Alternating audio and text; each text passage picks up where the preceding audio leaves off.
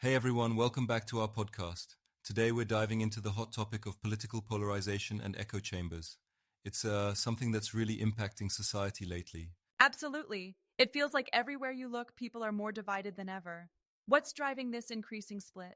Well, political polarization is when the gap between different political groups widens Yeah. and people start moving towards more extreme viewpoints, you know?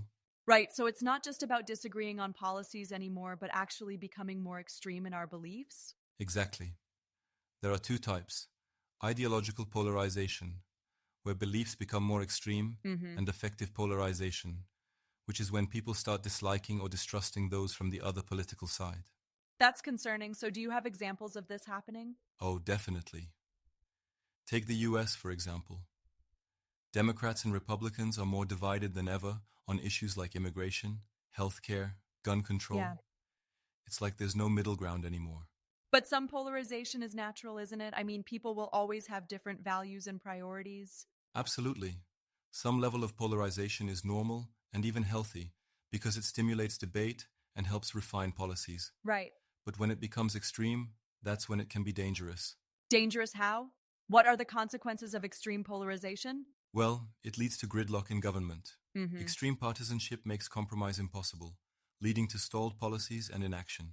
And I guess it also encourages misinformation and conspiracy theories? Exactly. Groups reject facts in favor of narratives that confirm their beliefs. Yeah.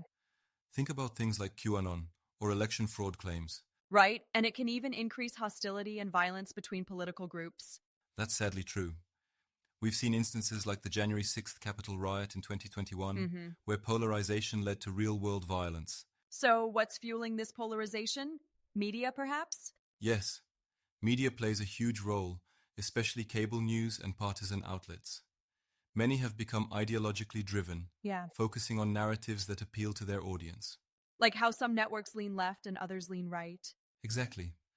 Left-leaning outlets like CNN, MSNBC, the New York Right. Times, and right-leaning ones like Fox News, The Daily Wire, Breitbart. And they often highlight different facts, reinforcing pre existing beliefs. That's it. It's selective reporting, Mm-hmm. and sensationalism encourages outrage over discussion. But doesn't media also encourage political engagement and expose people to different viewpoints? Yes, that's a good point. It can increase engagement and provide access to more information. Yeah. But the bias and one-sided narratives can lead to misinformation and distrust. Then there's social media, which seems to amplify this even more. Definitely. Social media creates echo chambers by showing users content they already agree with. Right. Algorithms push political content that confirms existing biases. I've noticed that on my feed. It's like the more I engage with certain content, the more of the same I see. Exactly. A person who follows conservative pages will see mostly right-wing content, while a progressive user sees the Mm-hmm. opposite. It creates filter bubbles where users never see opposing viewpoints. But social media also helps people organize and advocate for causes, right? Yes, it does provide access to more political information and helps people connect. Yeah. It's a double-edged sword, though, because it can also encourage extremism and online harassment. So it's not just the media. There's also the element of tribalism and political loyalty. Absolutely. Humans naturally form groups and identify with their political team. Right. It's that us versus them mentality. And that leads to demonizing the opposition and prevents productive discussions. Exactly.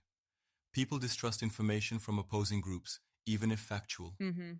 For example, two people can watch the same debate but interpret it completely differently. So what can be done to reduce this extreme polarization? Well, media literacy and fact-checking are crucial.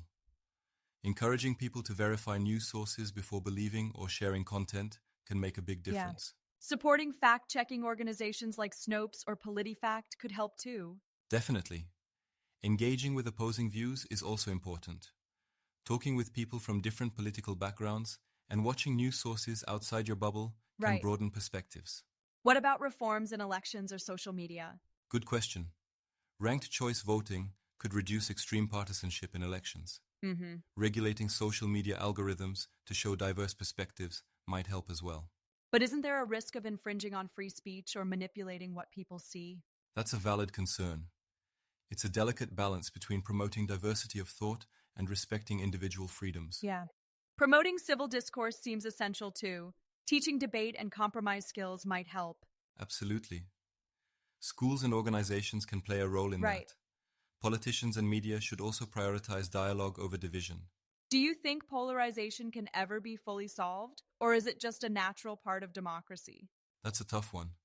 Some polarization is natural, but extreme polarization isn't healthy. It's up to all of us to bridge the divide.